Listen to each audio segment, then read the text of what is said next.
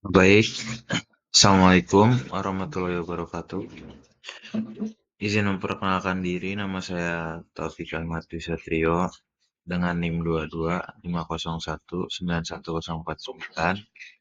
di kelas B. Sebelumnya izin untuk mempresentasikan tugas belum praktikum bab 3 dengan judul evaluasi mutu bahan baku dan sediaan farmasi secara kimia dan mikrobiologi.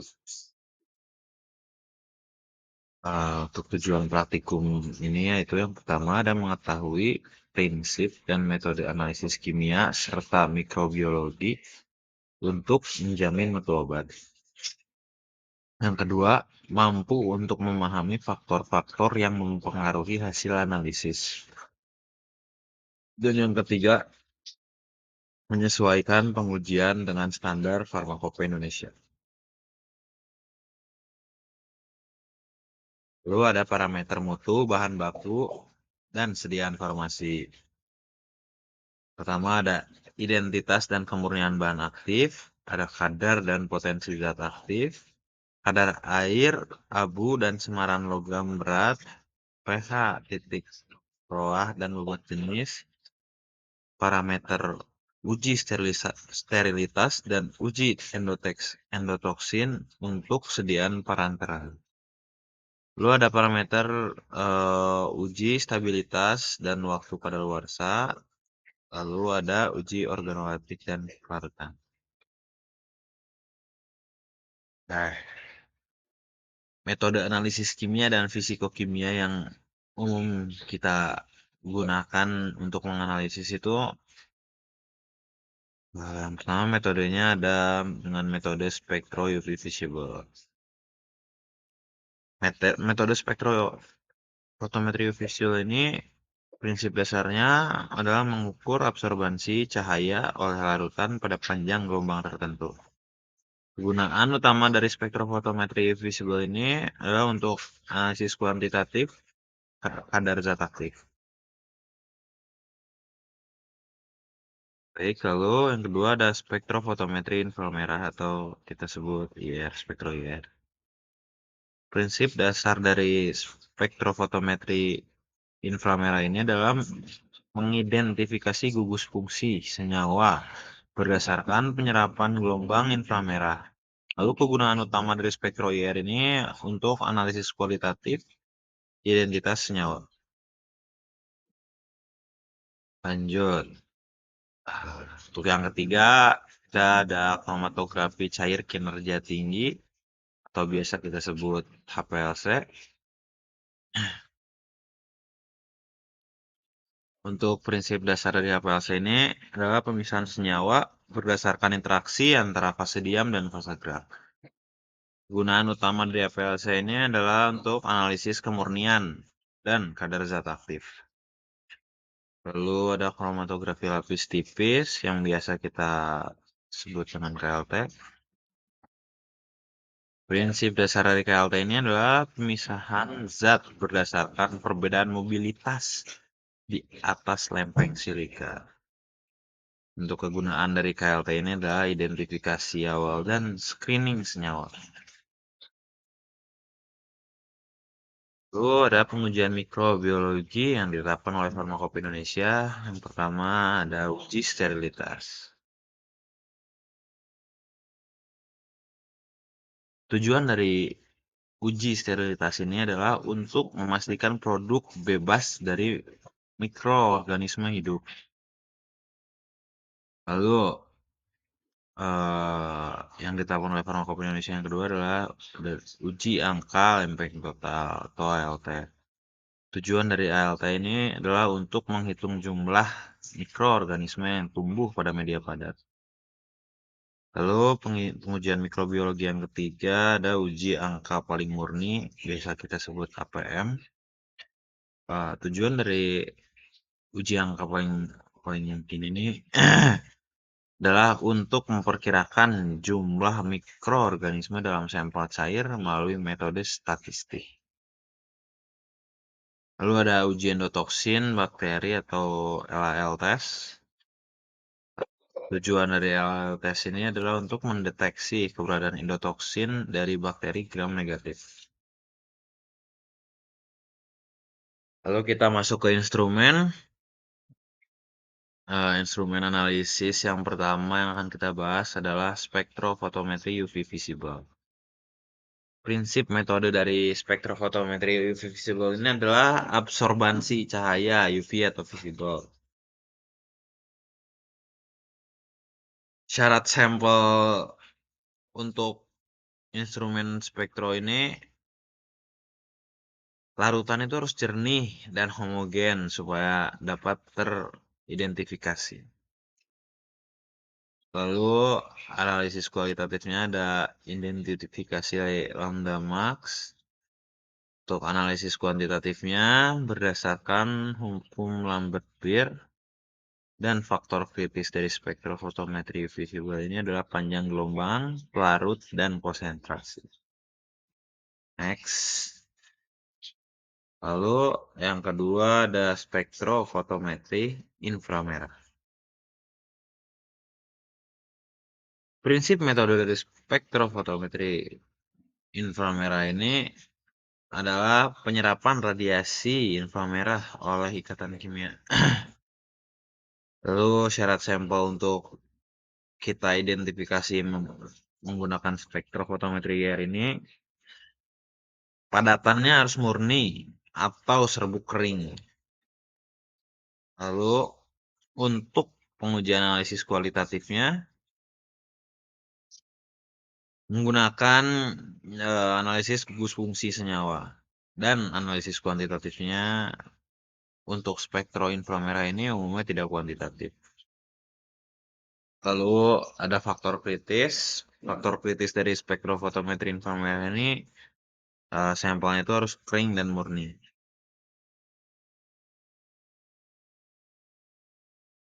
Next. Oke, baik. Instrumen analisis yang ini adalah kromatografi kinerja tinggi cair, kromatografi cair kinerja tinggi atau biasa kita sebut HPLC. Untuk prinsip metode dari HPLC ini adalah pemisahan senyawa dengan fase diam dan fase gerak. Syarat sampel dari HPLC, larutannya harus bebas dari partikel-partikel kecil. Sehingga sebelum masuk ke HPLC ini harus disaring terlebih dahulu. Supaya larutan itu bebas dari partikel-partikel.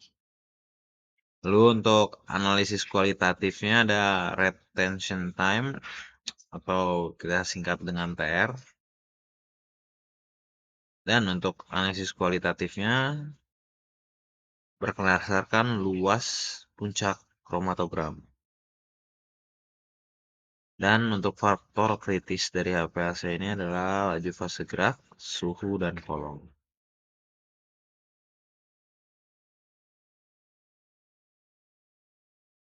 Lalu lanjut ke instrumen analisis kromatografi lapis tipis atau biasa kita sebut KLT. Prinsip metode dari KLT ini adalah pemisahan senyawa di atas lempeng silika. Untuk syarat sampelnya itu larutan atau ekstrak sederhana. Dan untuk analisis kualitatif dari KLT ini bisa kita lihat dari nilai RF dan kita hitung nilai RF-nya. Untuk analisis kuantitatifnya ini semi kuantitatif ya. Untuk faktor kritisnya adalah ketebalan lapisan 1 atau fase gerak. Di sini ada contoh dari KLT. Ini terlampir kertas. Di sini tuh kita total dan puncak ini RF-nya lalu kita hitung. Lalu kita masukkan ke wadah dan diberi silika gel dan kita tutup. Lalu tinggal kita tunggu selama waktu yang ditentukan.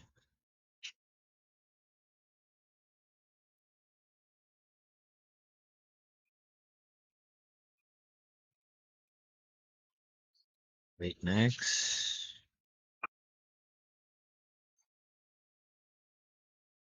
Next, ada metode uji mikrobiologi. Yang pertama adalah uji sterilitas terlebih dahulu.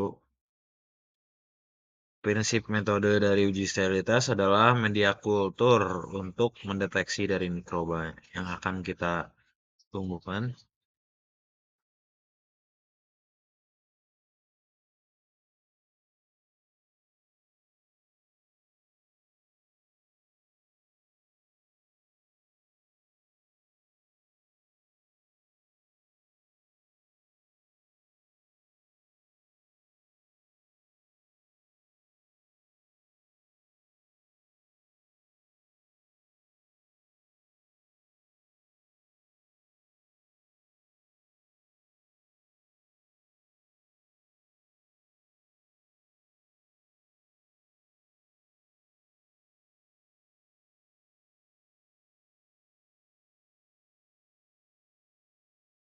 Untuk tujuan pengujian dari uji sterilitas ini adalah untuk menentukan sterilitas dari suatu produk.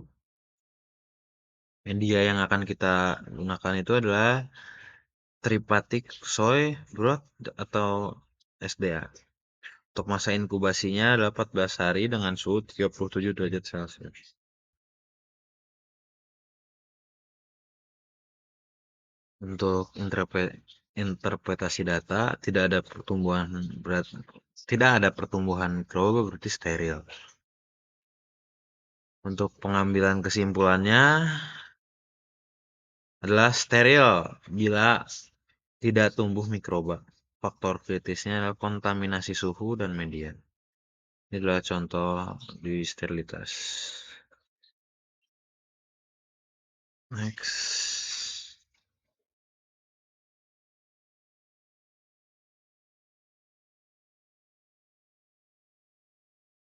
Oke, selanjutnya adalah metode uji mikrobiologi dengan angka lempeng total atau biasa kita singkat dengan ALT.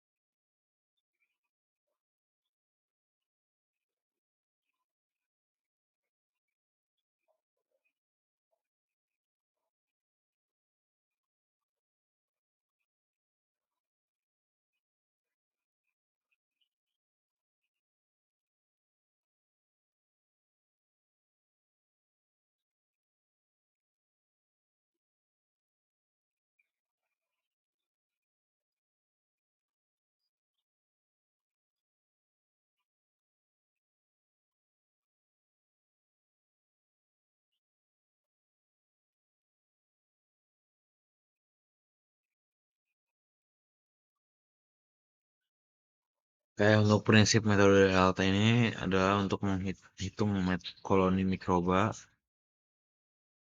pada agar untuk tujuan pengujian dari angka lempeng total ini untuk mengetahui jumlah mikroba, media yang kita gunakan adalah Na atau nutrien agar untuk masa inkubasinya 48 sampai 72 jam dengan suhu 30 sampai 37 derajat Celcius.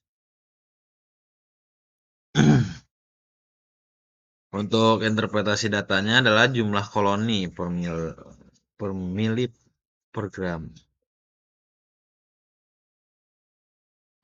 Pengambilan kesimpulannya adalah hasil kurang dari batas standar dan faktor kritisnya adalah pengenceran dan media steril.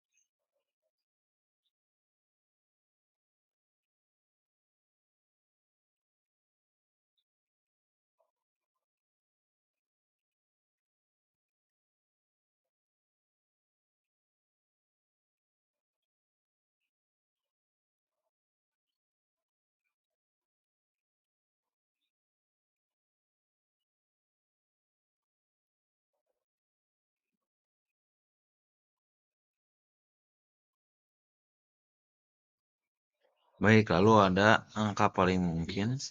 Untuk prinsip metodenya adalah untuk menghitung tabung positif berdasarkan pengenceran. Untuk tujuan pengujiannya adalah estimasi populasi dari mikroba.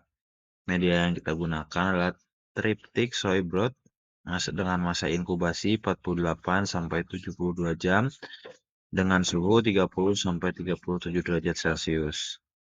Interpretasi datanya berdasarkan tabel MPN dan pengambilan kesimpulannya berdasarkan nilai MPN. Dengan faktor kritis, interpretasi tabung.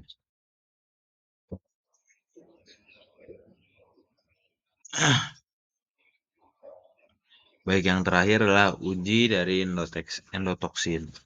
Prinsip metodenya adalah reaksi laminar LAL terhadap endotoksin. Tujuan pengujiannya adalah deteksi endotoksin bakteri. Media yang digunakannya adalah reagen dari LAL dengan masa inkubasi 10-60 menit dengan 37 derajat Celcius. Interpretasi, interpretasi datanya adalah terbentuk gel atau turbiditas, berarti positif.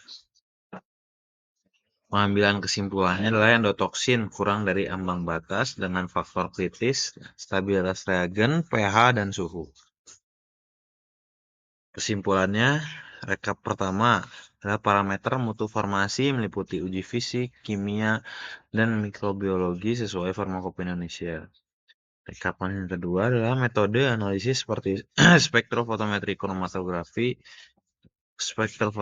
kromatografi, dan uji mikrobiologi digunakan untuk memastikan keamanan, efektivitas, dan kualitas dia informasi. Rekapan terakhir adalah pemahaman prinsip, metode, dan faktor kritis diperlukan agar hasil analisis itu lebih akurat dan sesuai standar. Daftar pustaka. Sekian dari saya. Terima kasih. Wassalamualaikum warahmatullahi wabarakatuh.